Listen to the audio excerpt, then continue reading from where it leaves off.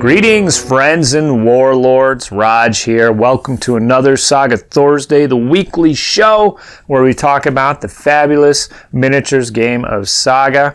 And today we're going to get into a little bit of the Skraelings, oddly enough, and then we're going to continue part 2 of the Milites Christi battle board review from the Crescent and Cross supplement. But first, I have to say, I'm feeling kind of monotone here with my new Saga cap. This is the second video I've done, and I guess I'm going to have to coordinate my shirts better because the old dude cap was nice for popping with this red color here. I'm getting some nice contrast, nice color, but yeah, I guess I'm gonna have to coordinate my shirts better. But anyways, so the Skraelings have been released by Studio Tomahawk.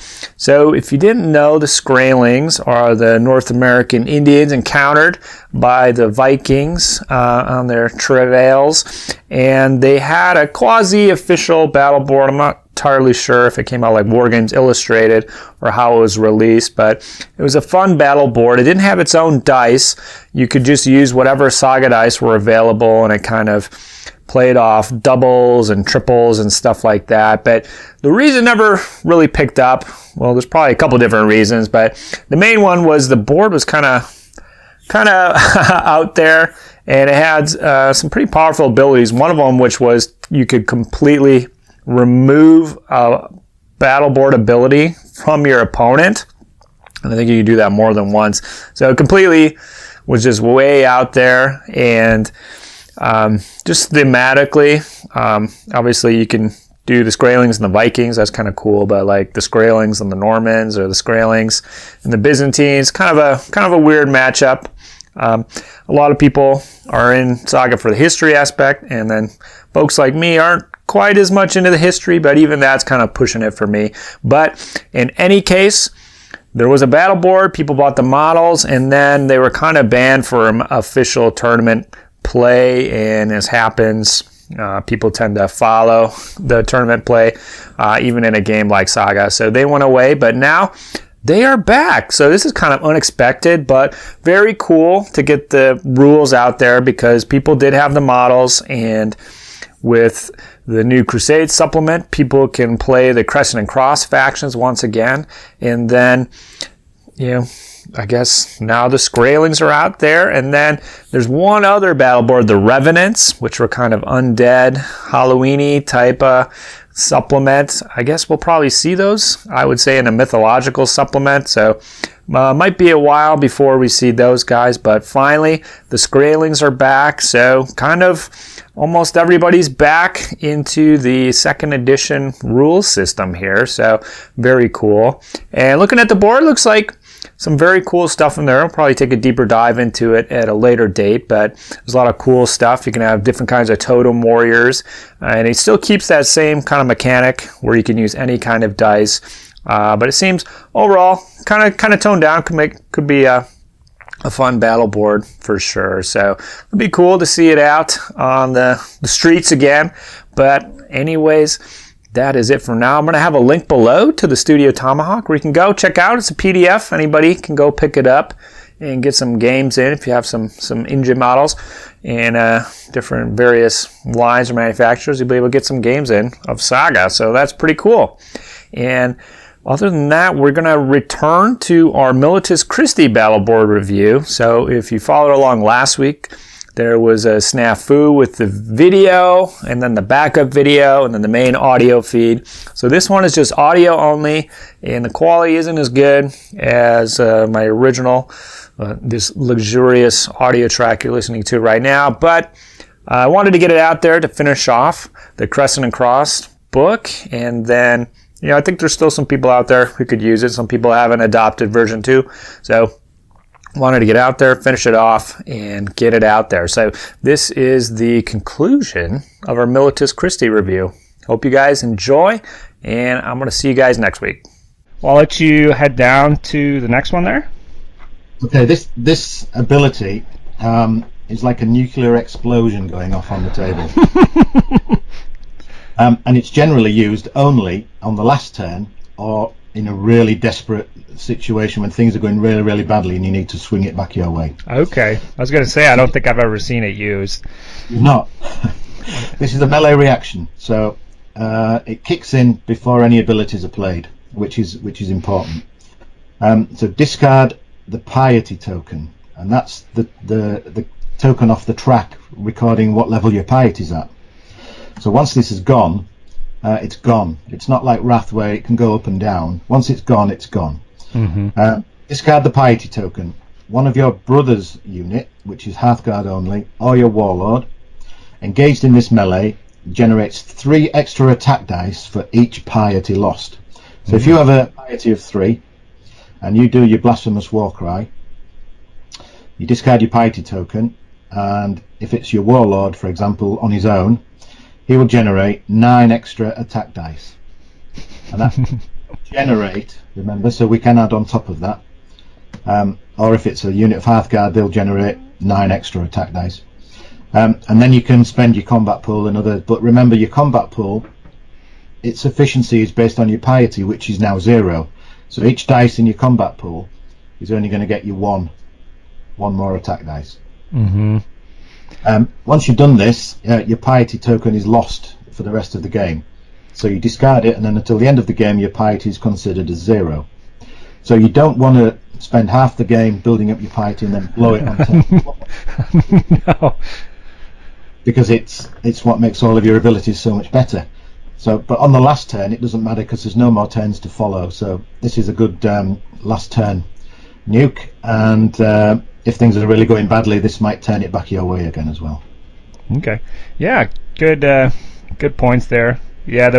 The wording looks kind of strange until you realize that that token is lost. Discard the piety token. It's not like you can.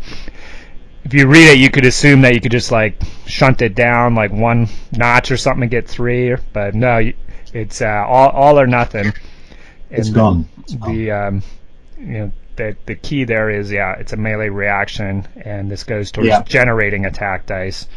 So some of your other abilities will be able to stack, but as you mentioned, a lot of those play off the piety, so you might not be able to get as much as you think. No. So as it's a melee reaction, it's played before step 1. It's played in step 0 of the melee. Whether you're the attacker or the defender, this will kick in. So yeah, very cool.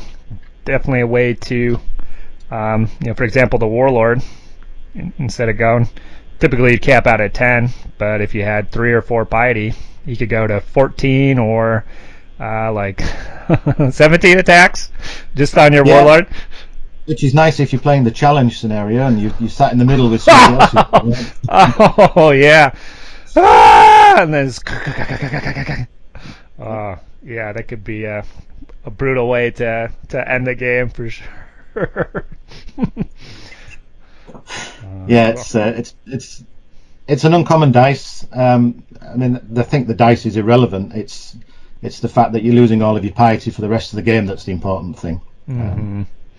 So okay, fun ability. Never seen it used, but I don't know. If I was playing military, I'd try to make this happen every game just for the pure cinematics of it. Oh, you've got to charge. Even one Hearthguard charged into a big unit will take out most of the units. Yeah, absolutely. Just one little dinky guy can do some damage. So very cool. All right. Just remember, you can't use it on your warriors though. It's Hearthguard or warlord. Crossbows, only, so. too weedy. Which I made a mistake in a charged the warrior unit in and tried to do the blasphemous war cry, and was told quite smugly that I couldn't do it. Just sinking feeling seeping into your bones at that He'll point. Be nodding when he watches the video as well. Yeah. Funny. Okay, I'm gonna move down to Repent, Sinners, and this is the first 2 dice ability. We haven't seen any yet, but there's a few more down the road here. So this is 2 common dice. So we've established that the common dice are in great supply here, so I might be using this one. It's a melee reaction ability.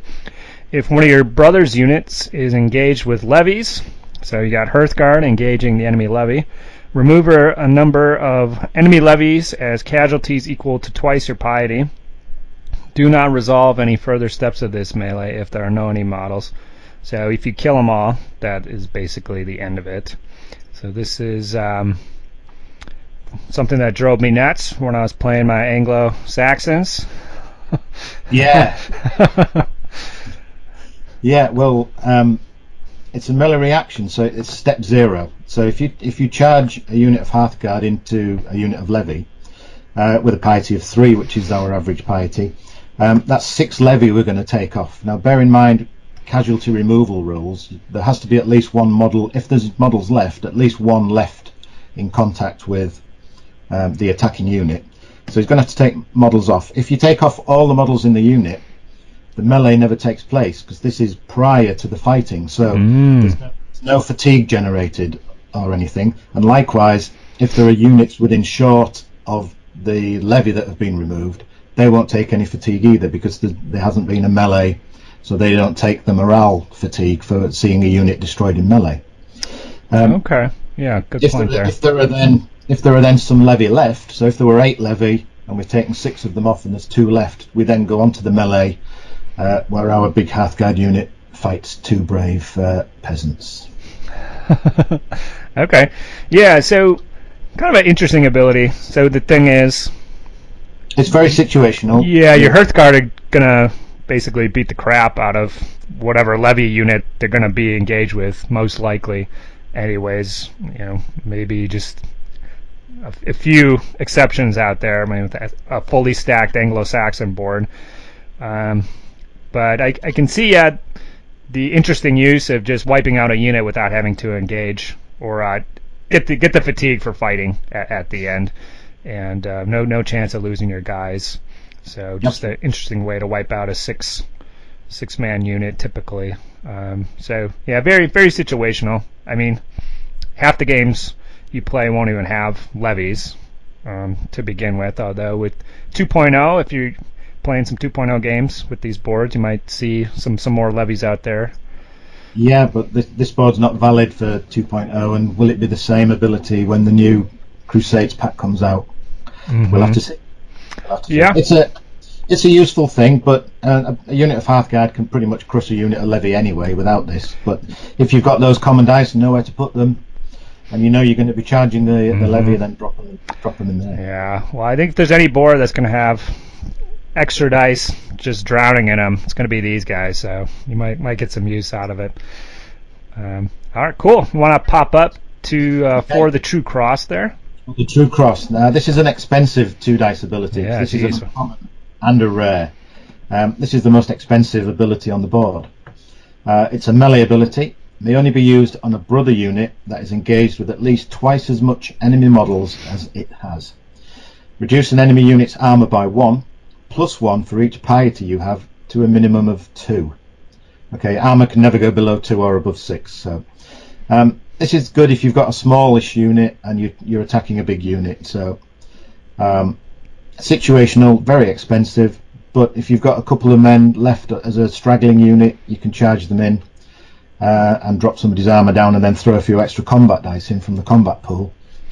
You're gonna get a lot of hits. Yeah. I don't use it very often because I think it's too expensive dice wise. Right. So. Yeah, I guess the kicker there, it has to have twice as many models. But yeah, I don't know if you have 3 piety, wouldn't that take like enemy Hearthguard down to like armor 2 or something like that? It would. So I don't know. That seems pretty good. It seems pretty good. Never tried. But you're saying that you don't find situations where you're using your dice for other stuff, or your units are too big, or.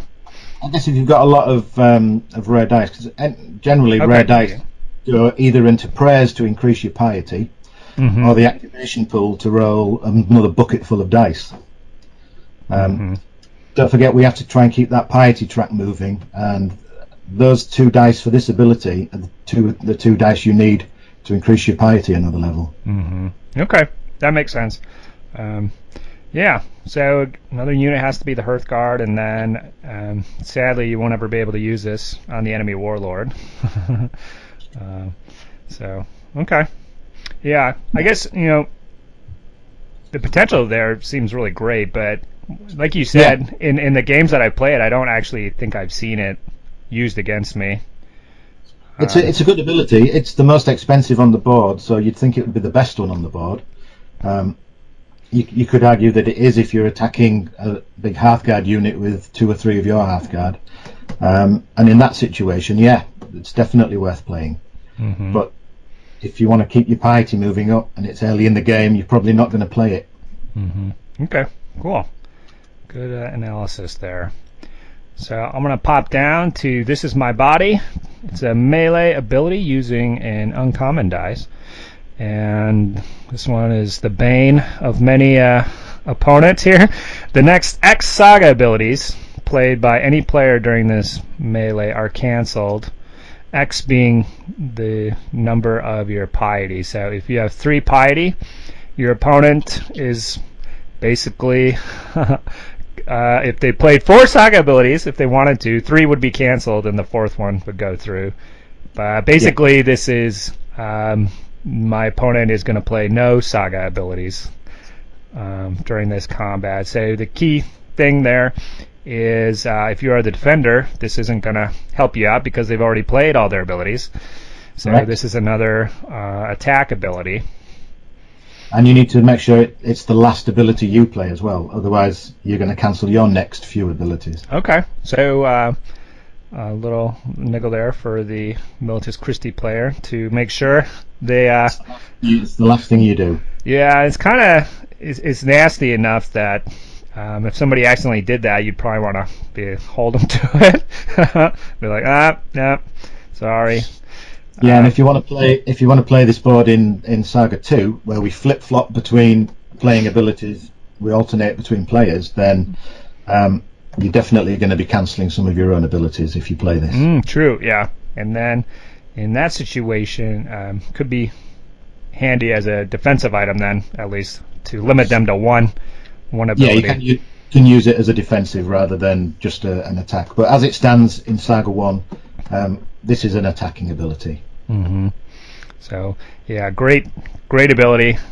This one is almost always on the board when I'm playing against these guys, and you can see why just looking at it. So yeah, I mean most people's boards rely on having a couple of abilities in your turn, just to stop you doing things like I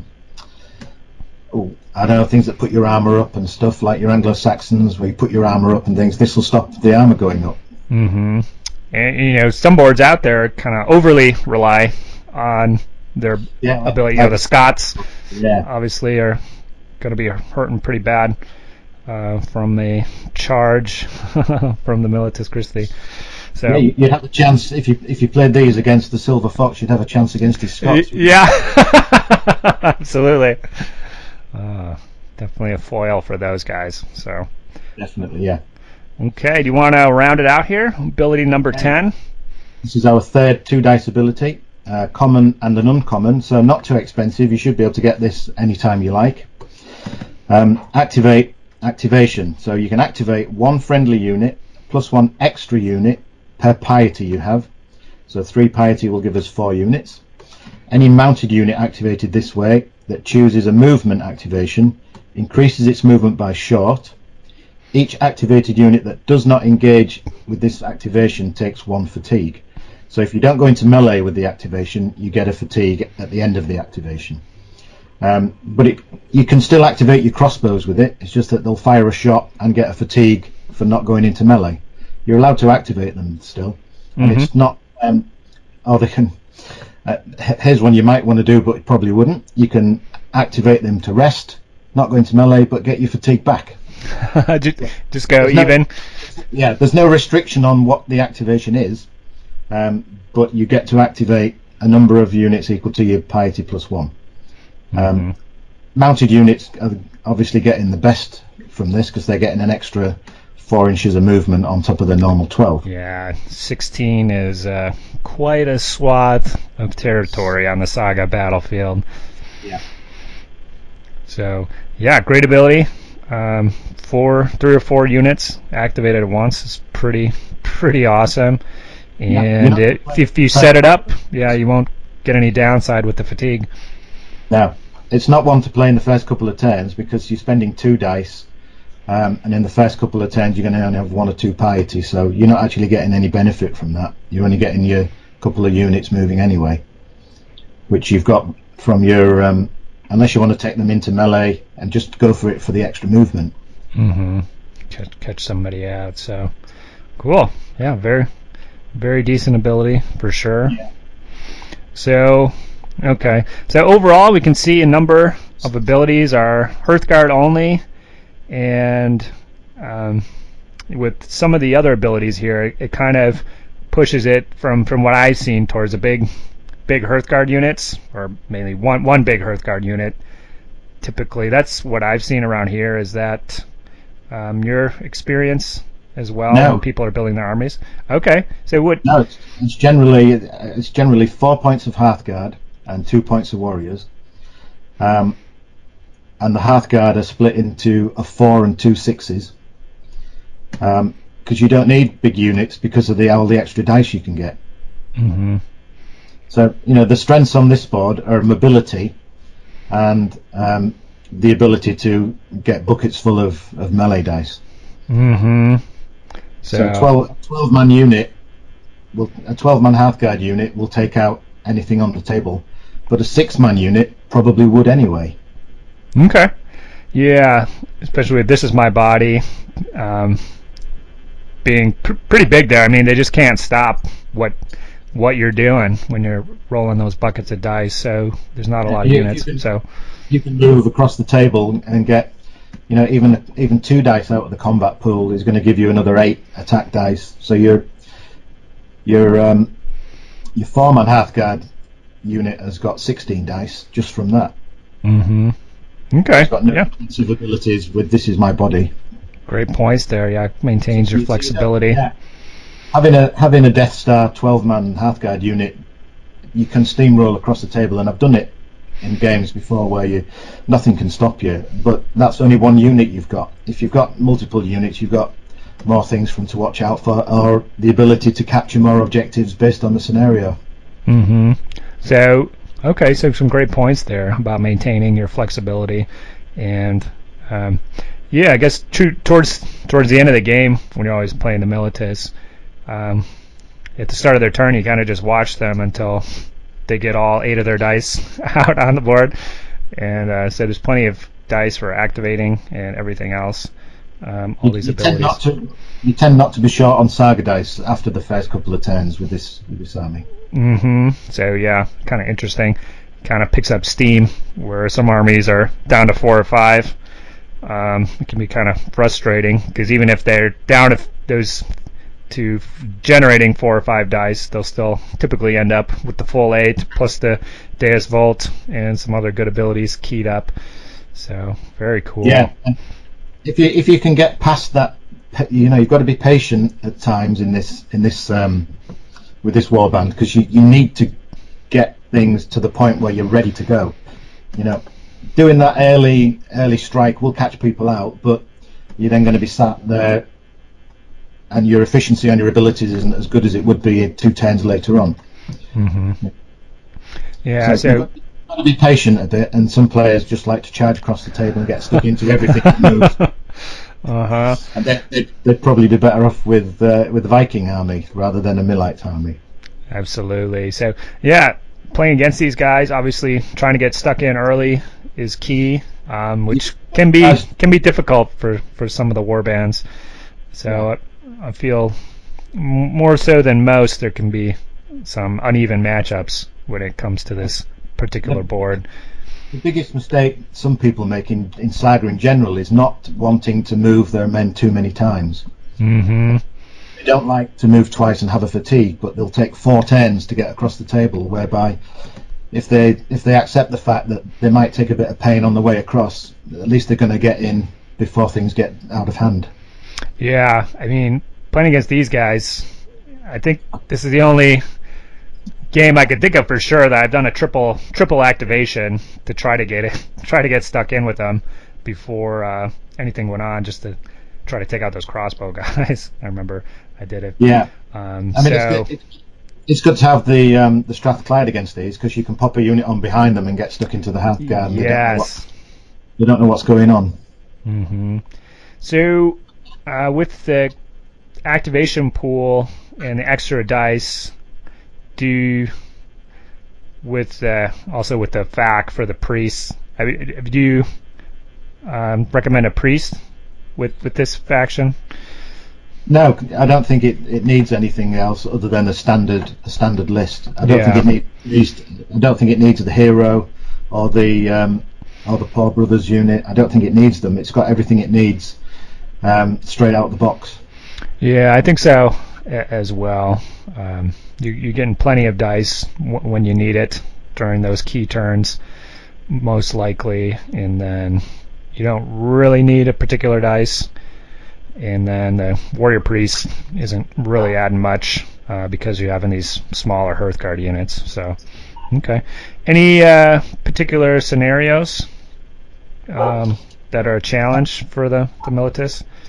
Well, I think half the armies in the books don't like Sacred Ground, either because it's got to split their army, so the Byzantines that you're building at the minute, they don't like Sacred Ground because they work better in close formation.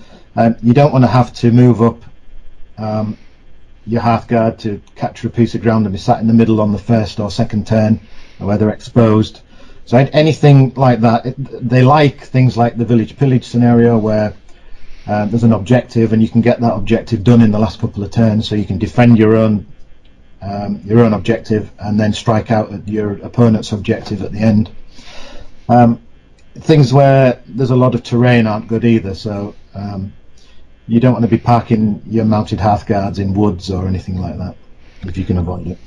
Yeah, that's true. So shed that fatigue as we've seen earlier on, but it's not generally very good to be parking mounted warriors or Hearthguard in woods or in rocky ground anymore. Yeah, so some of the mounted factions have some kind of ability or workaround with the terrain, but these guys, they just gotta eat it and then try to slough off the fatigue. But if you're playing by the book, maybe you just want to go in there and get that extra fatigue. It's just helping you out. And if you've activated with This Is My Blood, where you get the extra short, you'll get a short move into the wood plus a short, so you'll get a double short move. Mm-hmm. Pick up some extra fatigue and go in, burn it by the book. Yeah. Turns out it's not so much of a disadvantage. So interesting stuff. You don't get any cover benefits for being mounted in any terrain though. So you're not going to get if you charge into a wood and somebody shoots at you the next turn, you're not going to get any defensive benefits because mounted units don't get any anyway. Good point. So, okay. Yeah, overall, pretty solid faction as far as the Crescent and Cross ones go. This is probably the most common one that I see, perhaps, other than the Mutatawiya from the Crescent and Cross, at least in the tournaments and stuff that I've played in. Yeah, it's a good solid army. It's not a good all-round army, but it's a good solid army. Mm-hmm. And with the emphasis on the Hearthguard, not too many models to paint either. Always a plus for those particular factions. So cool. Yeah, looks like all-around fun force, and definitely. I think the the color schemes and stuff also lend towards getting them painted quickly. Where I see the picture in the book here. They're all, I'm not sure which military order that is, Teutonics maybe, but you can the Hospitaliers, the Hospitallers. Okay, you can definitely, not so many models to paint, and then you can definitely go ahead and paint them all the same color scheme. Mine are just green and white, where they're the Knights of St. Lazarus, which are the Leper Knights. The Leper is cool. So a lot of fun stuff. Interesting to research which knightly order you want to do and just paint them up. So very cool. Yeah, no reason not to own these guys, at least for 1.0. We'll see how they do when the Crusading era gets released. It's generally 4 points of Hearthguard, 2 points of warriors split up as 12 crossbows and 4 mounted warriors, just to have a little floating bodyguard unit for the warlord. Cool. But all right, well, thanks again, Andy, for getting us through the finish line here. You finished off the Dark Ages with the track line, and then you finished off the Crescent and Cross for us here. Well, I feel my camera's paid for itself now, so we're all good. Absolutely, willing to pick up those orphan factions that nobody seems to know too much about or is willing to chat about. So I definitely appreciate you coming on, and thanks for your enthusiasm, everything you do for the game, and I'm sure we'll be seeing your beautiful face in the future here as we start diving into this 2.0 stuff for sure. Alrighty, sir. I won't take you any longer. Thanks again, and I'll catch you later, man. Have a good one. Catch you later. Cheers. Saga!